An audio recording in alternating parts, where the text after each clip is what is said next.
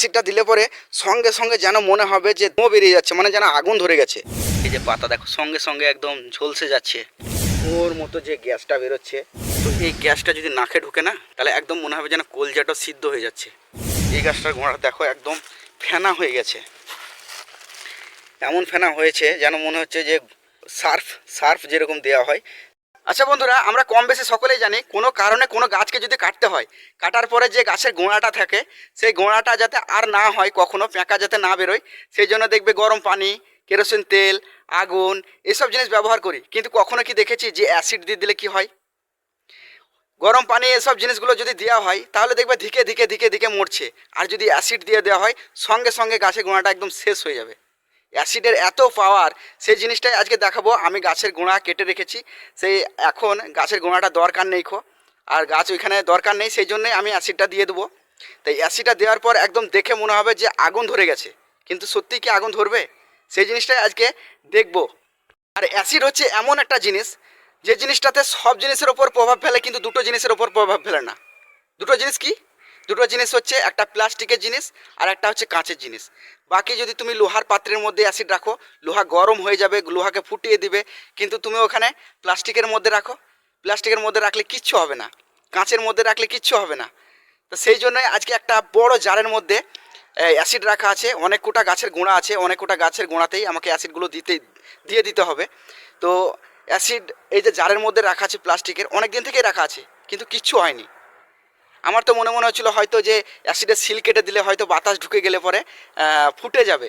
অ্যাসিডের যা পাওয়ার আমি দেখেছি, সেই জন্যই আজকে ভিডিওটা করছি যে অ্যাসিডের কী পরিমাণ পাওয়ার। যদি কোনো মানুষের মুখে বা হাতে যদি দিয়ে দেওয়া হয় সঙ্গে সঙ্গে পুড়িয়ে দেবে। কিন্তু যদি কোনো দিন কারোর এরকম হয়ে যায় যে হাতে মুখে পুড়ে যায়, সঙ্গে সঙ্গে ধুয়ে নেবে। আর কোনো রকমভাবে কোনো মানুষের শরীরে যদি ছিটে ফুটাও অ্যাসিড পড়ে, যে হয়তো কাজ করছে বা কিছু হচ্ছে, কোনো রকম করে যদি পড়ে গেছে, তাহলে সঙ্গে সঙ্গে ধুয়ে নেবে। পানি দিয়ে ধুয়ে নিলে অ্যাসিডের প্রভাবটা এতটা ফেলে না। তো যদি আমরা যদি না ধুয়ে নিই তাহলে দেখবে যে সঙ্গে সঙ্গে একদম চামড়াটাকে শেষ করতে লেগেছে, একদম আগুন জ্বলা করে জ্বলিয়ে দেবে। তো এই অ্যাসিডের এই যে জার, এখানে জারটা আছে, এই যে প্লাস আছে এখানে, এই প্লাস দিয়ে খুলবো। আর প্লাস দিয়ে না খুললে খোলা হবে না। তো এই বড় জার, এটা অনেক দিন থেকেই আনা আছে। আর এই যে গাছের গোড়া, দেখো গাছের গোড়াতে অনেক প্যাঁকা বেরিয়েছে। এই প্যাঁকাগুলো সঙ্গে সঙ্গে দেখো একদম জ্বলে পুড়ে শেষ হয়ে যাবে। মানে অনেকগুলো গাছ ছিল, এই গাছগুলো না রাখার কারণ হচ্ছে অন্যান্য গাছের ক্ষতি করছে, সেই জন্য গাছগুলো কাটতে হচ্ছে। তা না হলে গাছগুলো কাটতো না। তো সমস্ত গাছের গোড়াতে প্যাঁকা বেরিয়ে গেছে, আর খুব দ্রুতভাবে গাছগুলোকে মারতে হবে। সেই জন্যই এই যে অ্যাসিডটা ব্যবহার করা। তা না হলে পেট্রোল এনেছিল, পেট্রোল দিলে পরে অনেক ধীরে ধীরে গাছটা মারা যায়, বা গরম পানি আগুন দিলে পরেও খুব একটা কার্যকারী হয় না। সেই জন্যই অ্যাসিডটা ব্যবহার করতে হবে। অ্যাসিডটা দিলে পরে সঙ্গে সঙ্গে যেন মনে হবে যে ধোঁয়া বেরিয়ে যাচ্ছে, মানে যেন আগুন ধরে গেছে। একটা গাছকে যদি আগুন ধরিয়ে দেওয়া হয় তাহলে কি হয়, ধোঁয়া বেরোয়। কিন্তু আসলে অ্যাসিড দিলে পরে সঙ্গে সঙ্গে যেন মনে হবে যে ধোঁয়া বেরিয়ে গেছে, আর বজবজ বজবজ করে ফুটে একদম গাছটাকে শেষ করে দেবে সঙ্গে সঙ্গে। তাই না দেখালে বুঝতে পারবে না। আমি হয়তো মুখে বলছি, মুখে বললে পরে বুঝতে পারা যাবে না। এখন আমি খুলে দিই। তো এই যে এখন অ্যাসিড দেখো অনেকটাই ভরা আছে। হ্যাঁ, তো অ্যাসিডটা আমি গাছে দিয়ে দিই, দেখো সঙ্গে সঙ্গে অ্যাকশনটা কেমন হয়। তো ঢাকাটা খুলে দেওয়ার পর যাই হোক, আমি এই যে ঢালছি এখন অ্যাসিডটা, দেখো অনেকটাই ঢালা হয়ে গেছে। তো এই যে পাতা, এই যে পাতা দেখো সঙ্গে সঙ্গে একদম ঝলসে যাচ্ছে। হ্যাঁ, তবুও আমি সম্পূর্ণভাবে দিয়ে নিই, ভালো করে দিয়ে দিই। আগে ক্যামেরাটা বন্ধ করে ভালো করে দিতে হবে, না হলে এক্ষুনি বাই চান্স যদি হাতে আরে ছিটে লেগে যায় তাহলে সমস্যা হয়ে যাবে। সেই জন্যই ক্যামেরাটা বন্ধ করে দেওয়ার পরেই আমি তোমাদেরকে দেখাচ্ছি যে গাছের অবস্থাটা কি হচ্ছে। তো এই যে আমি এখন মাস্কটা এই কারণেই পরেছিলাম যে কি পরিমাণ গ্যাস বেরোয় দেখো। গ্যাসটা না দেখলে পরে বিশ্বাসই করতে পারবে না। এই যে ধোঁয়ার মতো যে গ্যাসটা বেরোচ্ছে, ক্যামেরার মাধ্যমে কতটা বুঝতে পারা যাচ্ছে জানি না। তো এই গ্যাসটা যদি নাকে ঢুকে না, তাহলে একদম মনে হবে যেন কলজাটা সিদ্ধ হয়ে যাচ্ছে, এত গ্যাস, এত ঝাঁঝ। তো এই মাস্কটা খুলে এখানে ক্যামেরাটা করছি তবুও ঝাঁঝ বেরোচ্ছে। তো এই ঝাঁঝটাকেই নিতে পারছি না। তো যদি শরীরের মধ্যে কোনো জায়গাতে যদি এই অ্যাসিডটা পড়ে যায় তাহলে কি হবে বুঝতে পারছো। আর এই যে সাইডে সাইডে কেবলমাত্র একটু একটু করে গড়ে গেছে। আর এই গাছটার গোড়া দেখো একদম ফেনা হয়ে গেছে, এমন ফেনা হয়েছে যেন মনে হচ্ছে যে সার্ফ সার্ফ যেরকম দেওয়া হয় সে সার্ফের মতো ফেনা হয়েছে, কিন্তু কালারটা হয়ে গেছে কালো গাছের গোড়ার। আর এই গাছের পাতাগুলো দেখো সঙ্গে সঙ্গে একদম শেষ হয়ে যাচ্ছে। এই জায়গাটা দেখো একদম মনে হচ্ছে যেন পুড়ে গেছে, ওই জায়গাটাতে বেশি পড়েছে সেই জন্য এরকম লাগছে। তো পুরো সব গাছের পাতাগুলো সব ঝলসে গেছে সঙ্গে সঙ্গে।